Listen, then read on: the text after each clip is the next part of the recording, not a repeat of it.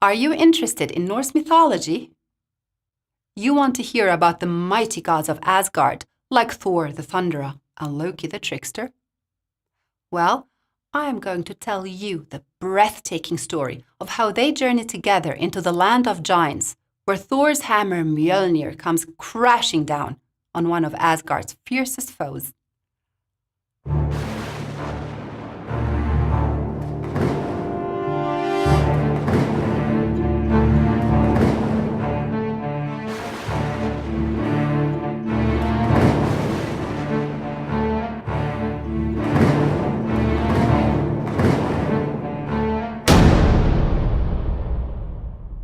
I'm Hannah, and I'll read to you Thor and Loki in the Land of Giants. It's an amazing story from Norse mythology, which tells us of the unexpected obstacles that Thor and Loki face in Jotunheim, homeland of the frost giants, where they're actually tricked into competing with dangerous creatures like Jormungandr, the Midgard Serpent. Now, will they succeed, or will they eventually be defeated? Listen to the story.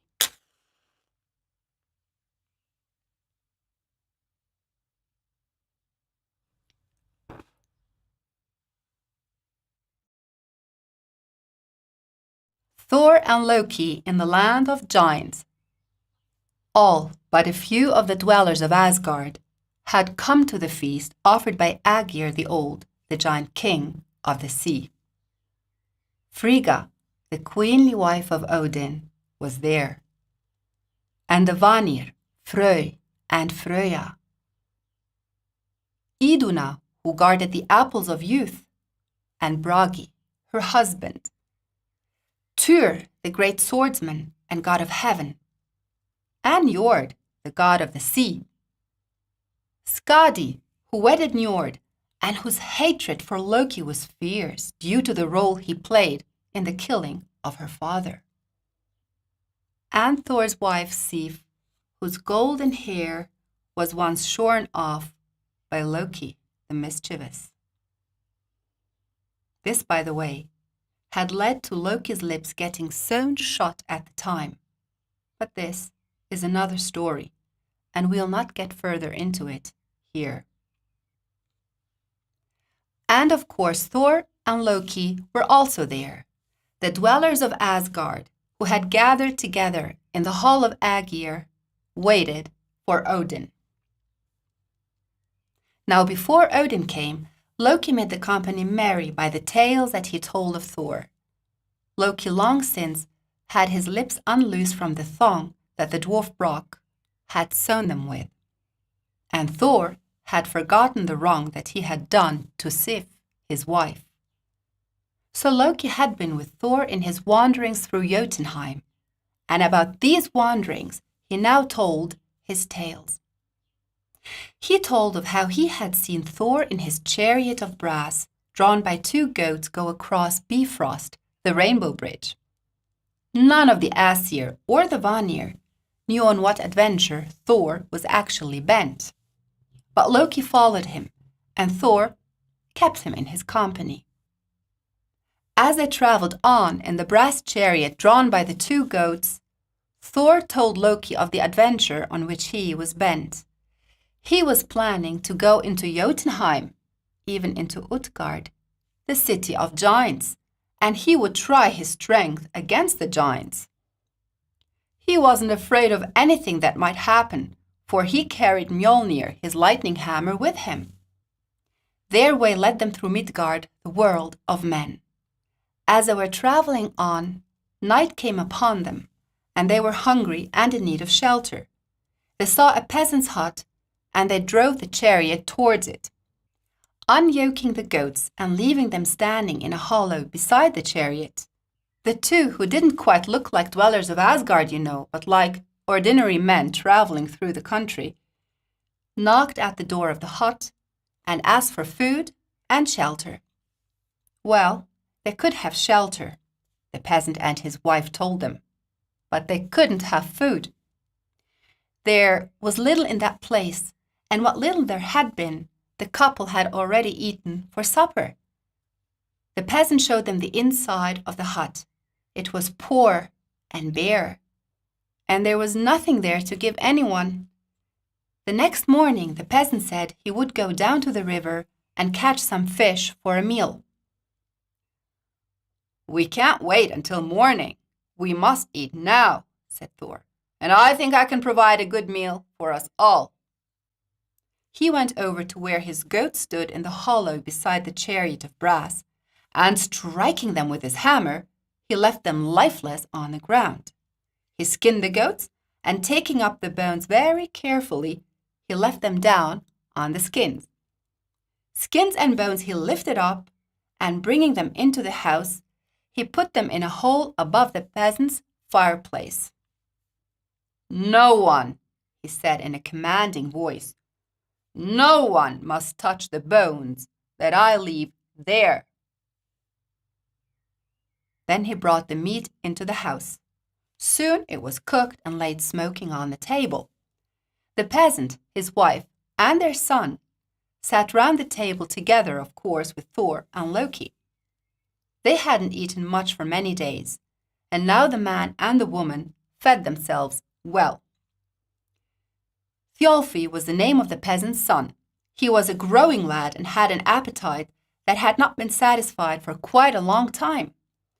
While the meat was on the table, his father and mother had kept him going here and there, carrying water, putting bundles of firewood on the fire, and holding a blazing stick so that those at the table might see while they were eating.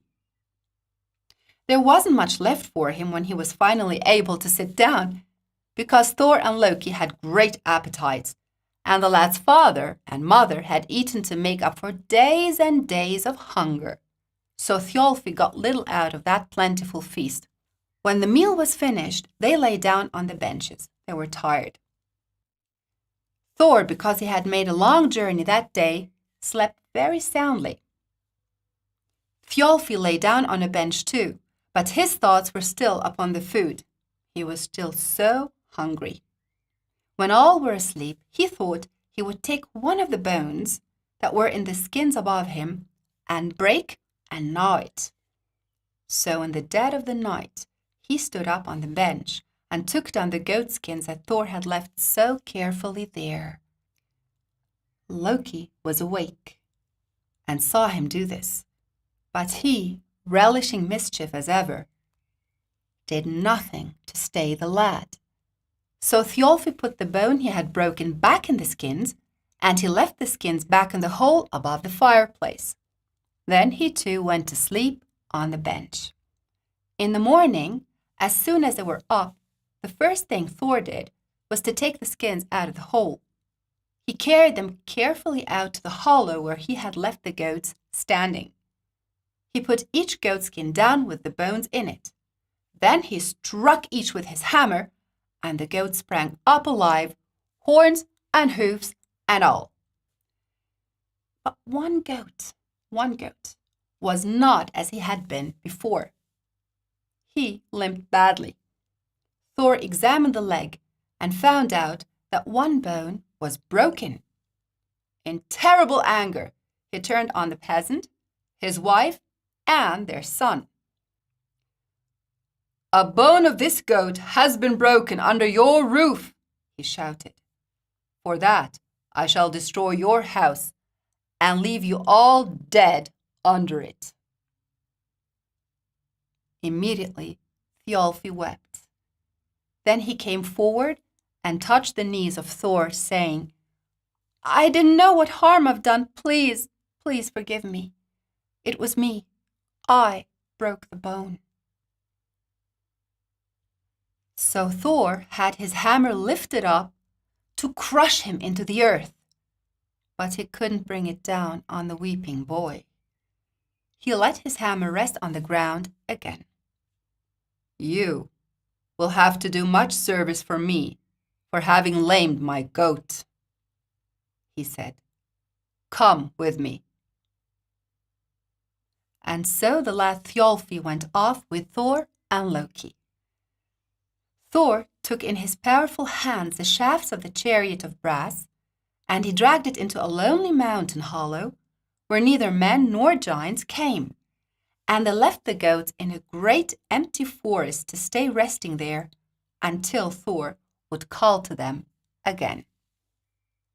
So Thor and Loki and the lad Thjolfi went across from Midgard into Jotunheim, and because of Mjolnir, the great hammer that he carried, Thor felt safe in the realm of the giants, and Loki felt safe too, because he trusted in his cunning.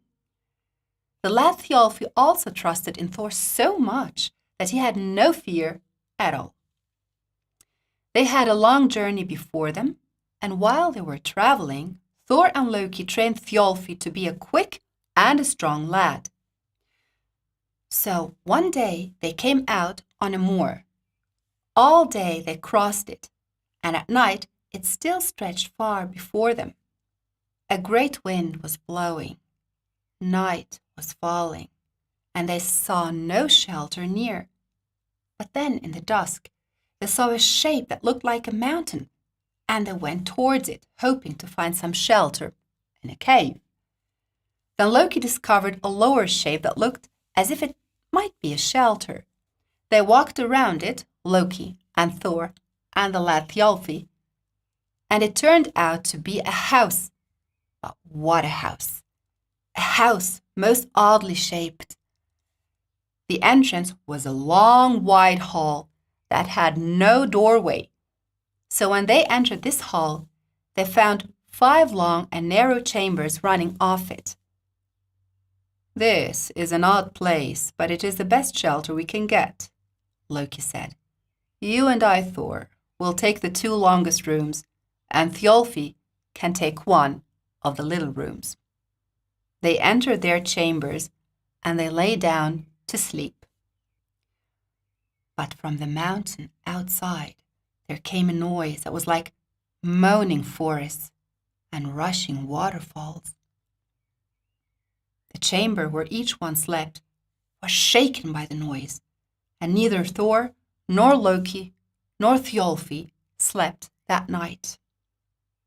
In the morning, they left the 5-chambered house and turned their faces towards the mountain. Actually, it wasn't a mountain at all, but a giant. He was lying on the ground when they saw him, but just then he rolled over and sat up. Little man," he shouted to them. "Have you passed by a glove of mine on your way?" He stood up and looked all around him. "Oh, I see my glove now," he said. Thor and Loki and the lad Thjolfi stood still as a giant came to them.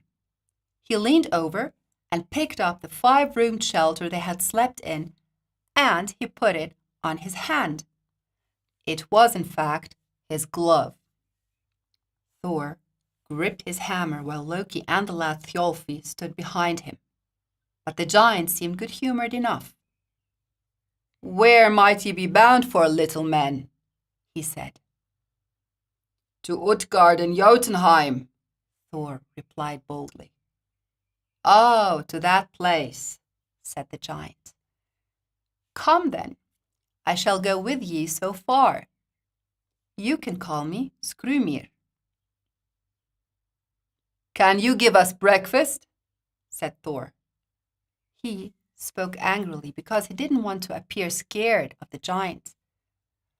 "I can give you breakfast," said Skrymir, "but I don't want to stop to eat now.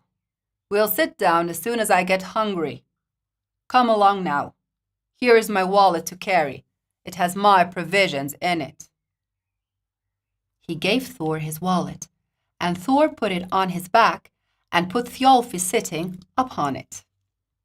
On and on the giant strode, and Thor and Loki were barely able to keep up with him. It was midday before he showed any signs of halting to take breakfast. Eventually, they came to an enormous tree, and Skrymir sat down under it. "I'll sleep before I eat," he said. "But you can open my wallet, my little man, and take out something to eat, if you want." Saying this, He stretched himself out, and in a few minutes Thor and Loki and the lad Thjalfi heard the same sounds that kept them awake the night before. Sounds that were like forests moaning and waterfalls rushing. And now they realized it was Skrymir snoring.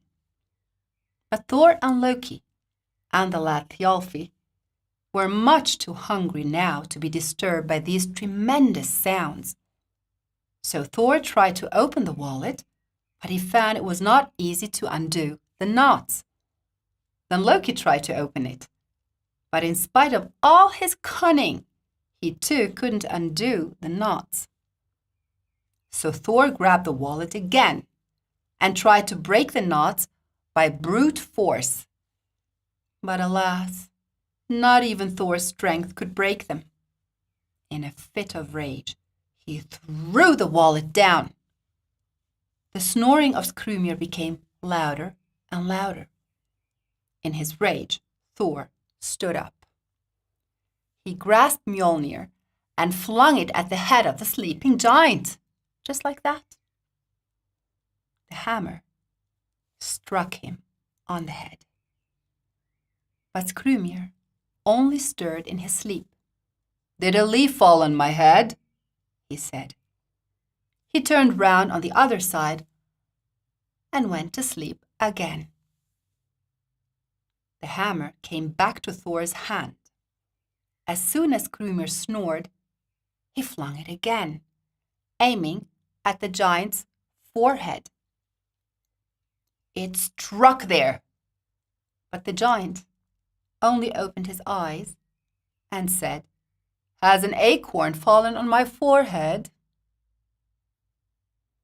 Again, he went back to sleep. But now, Thor, terribly angry, stood over his head with the hammer held tightly in his hands, and he struck the giant on the forehead. It was the greatest blow that Thor had ever dealt. "A bird is pecking at my forehead.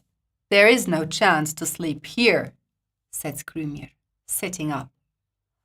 "And you little men, did you have breakfast yet? Toss over my wallet to me, and I shall give you some provision."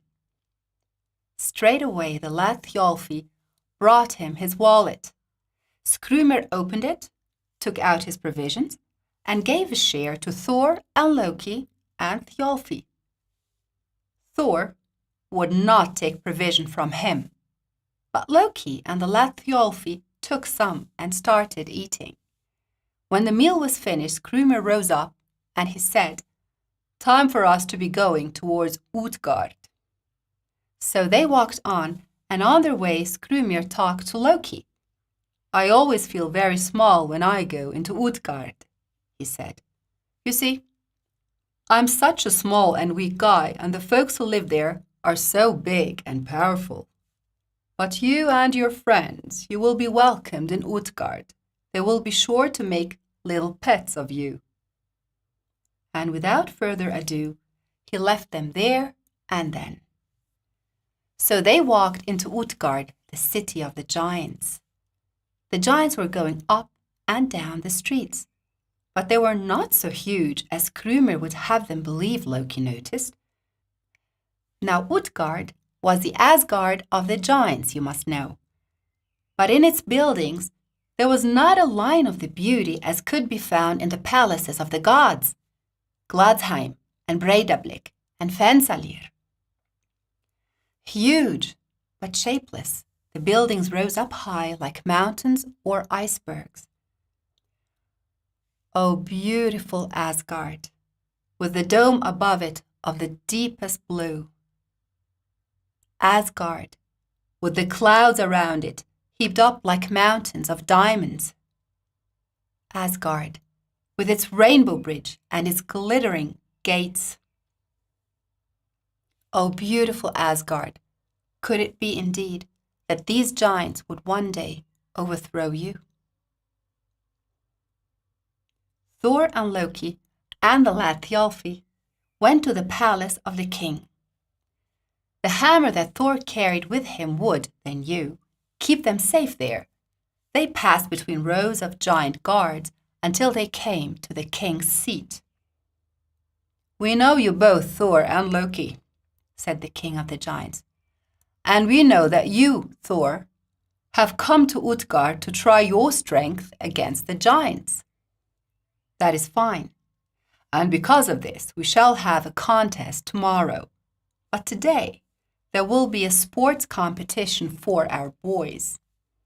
If your young servant here should like to try his swiftness against our youths, then let him enter the race today."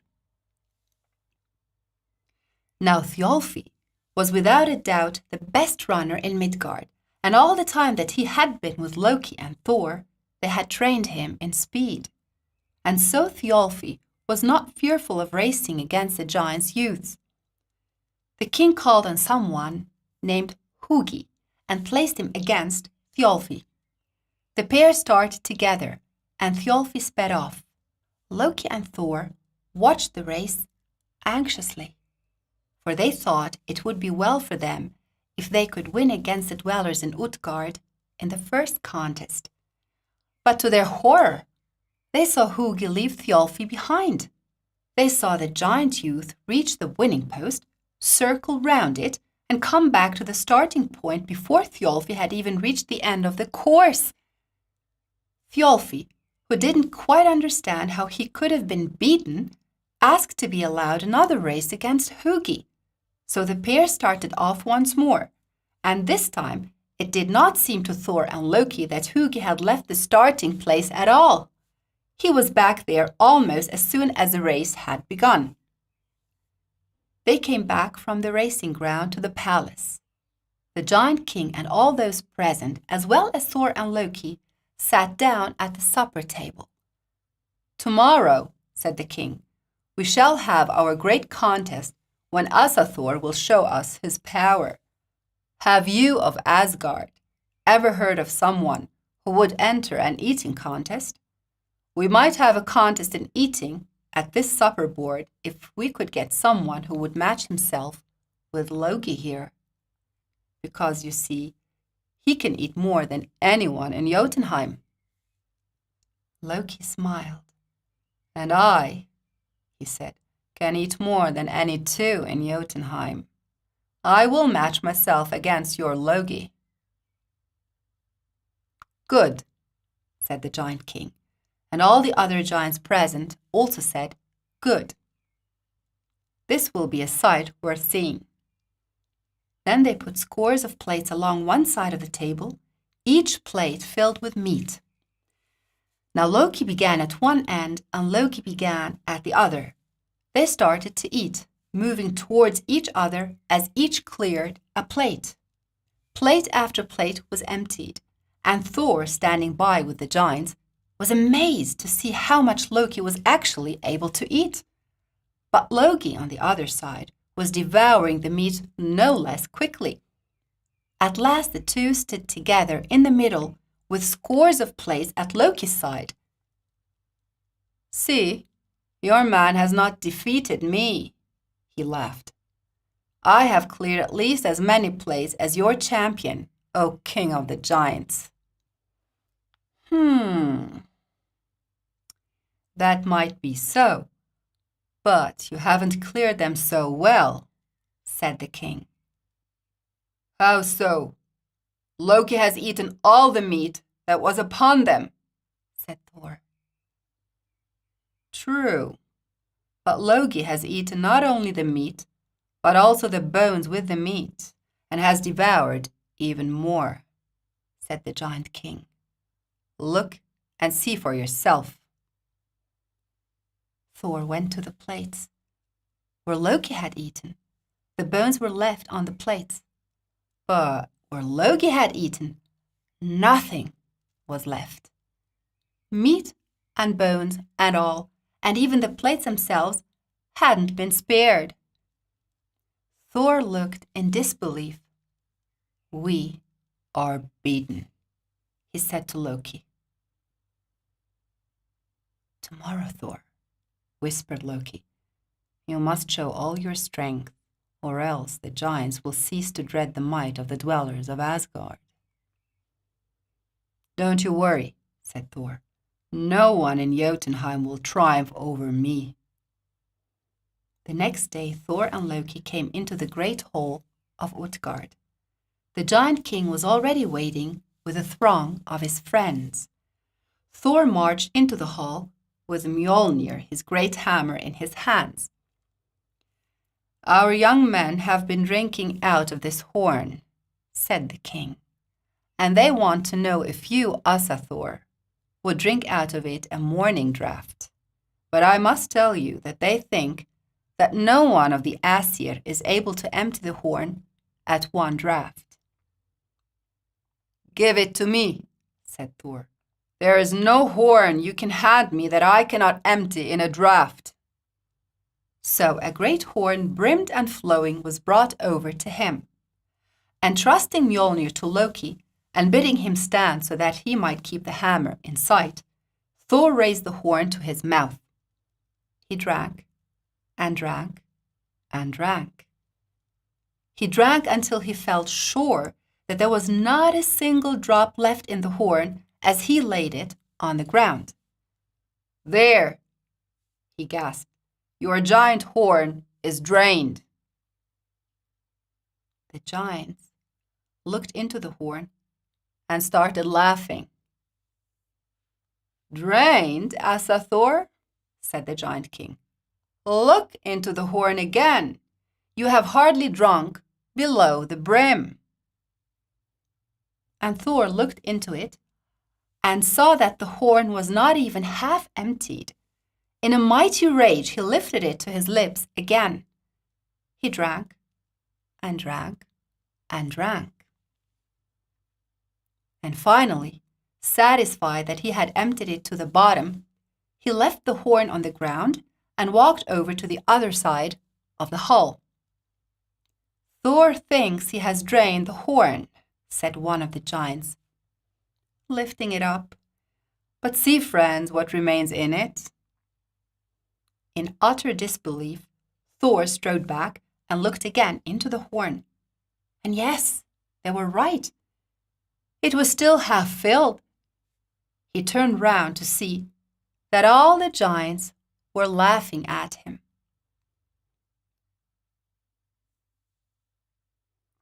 Asgardians, said the giant king, we know not how you're going to deal with us in the next feat, but you certainly are not able to drink against the giants. Angrily, Thor replied, I can lift up and set down any being in your hall. As he said this, a great iron-colored cat bounded into the hall and stood before Thor, its back arched and its fur bristling. Then lift the cat off the ground, said the giant king.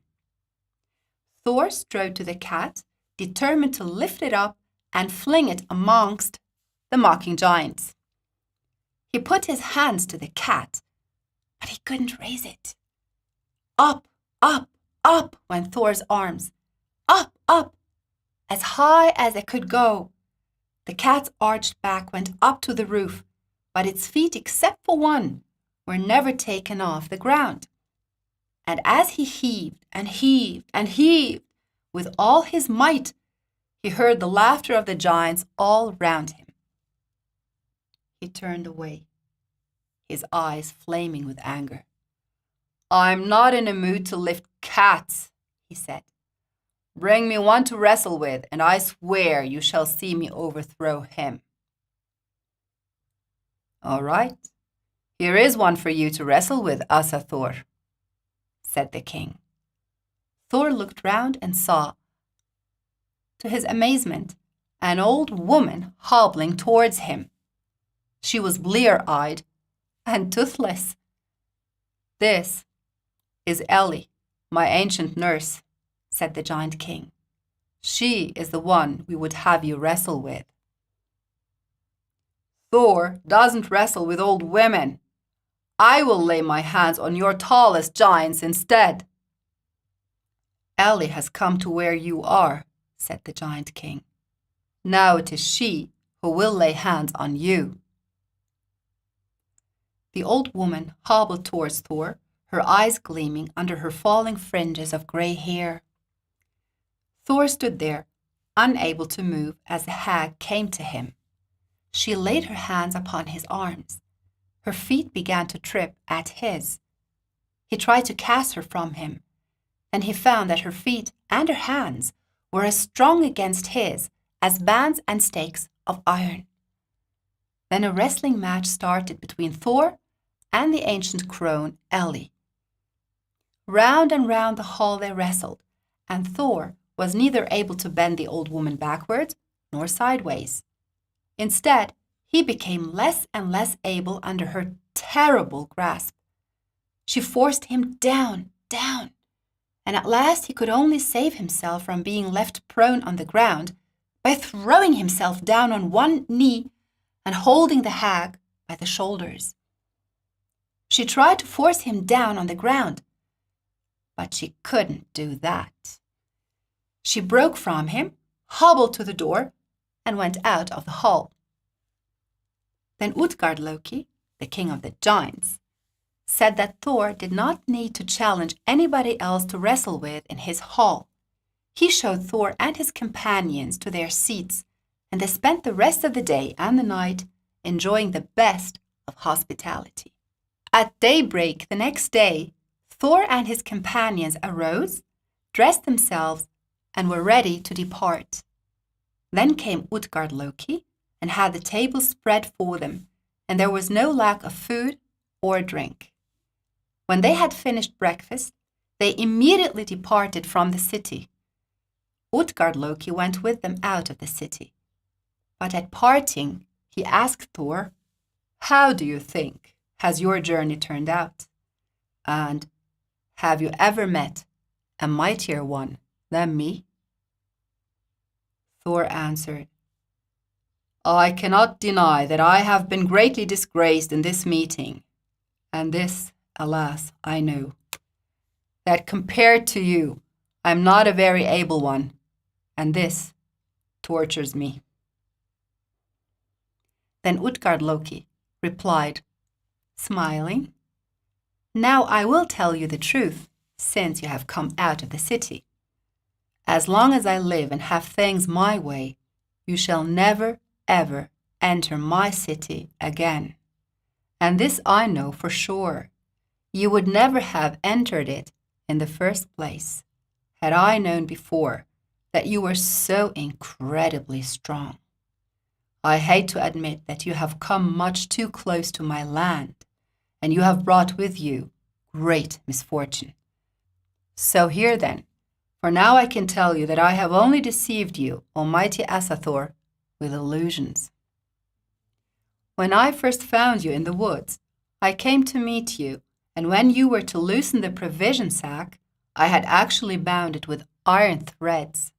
But luckily, you didn't find where it was to be untied. In the next place, you struck me 3 times with that terrible hammer of yours. The first blow was the least, and still it was so severe that it would have been my death if it had hit me. You saw near my city a mountain cloven at the top into 3 square dales, of which one was the deepest. These were the dints made by your hammer. The mountain I brought before the blows without you seeing it. In like manner, I deceived you in your contest with my courtiers. As for the race in which Thialfi ran against the one whose name is Hugi, that was in reality my thought, and it was impossible for the boy to keep pace with swiftness of thought. In regard to the competition in which Loki took part, the facts were as follows. He was very hungry and ate fast. But he whose name was Logi was in fact wildfire, and he burned the plates no less rapidly than the meat. Now let's come to the horn from which you drank and which you thought had diminished so little. What can I say? Never would I have deemed it possible to happen as it did. One end of the horn stood in the sea, but that you luckily didn't see. when you get to the seashore, you'll find out how much the sea has sunk thanks to your drinking. That is now called the ebb. Nor did it seem less amazing to me that you lifted up the cat. And to tell you the truth, all who saw it were frightened to their bones when they saw you raising one of its feet from the ground, for it was not such a cat as you thought. It was in reality the Midgard Serpent, which surrounds all lands. It was scarcely long enough to touch the earth with its tail and head, and you raised it so high that your hand nearly reached to heaven. Now let's get to Ellie, and when you wrestled with her. It was incredible, for none have ever been, and none shall ever be, that Ellie, who is in fact old age, will not get the better of them, even though they might get to be old enough to abide her coming. And now the truth is that we must part. And it will be better for us both that you do not visit me again. I will again defend my city with similar or other delusions, so that you will get no power over me, not ever. When Thor heard this tale, he seized his hammer and lifted it into the air. But when he was about to strike, he saw Utgard-Loki, the giant king, nowhere. And when he turned back to the city and wanted to smash it to pieces, he saw a beautiful and wide plain, but no city. With a heavy heart and a grim look, he turned and went back to Thrudvang, his beloved home.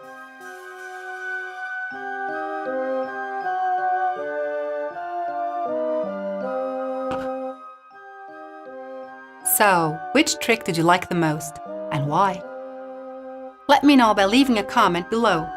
If you want to hear more stories, click the subscribe button and also hit the bell icon to get notified. And if you enjoyed this video, why don't you give it a like?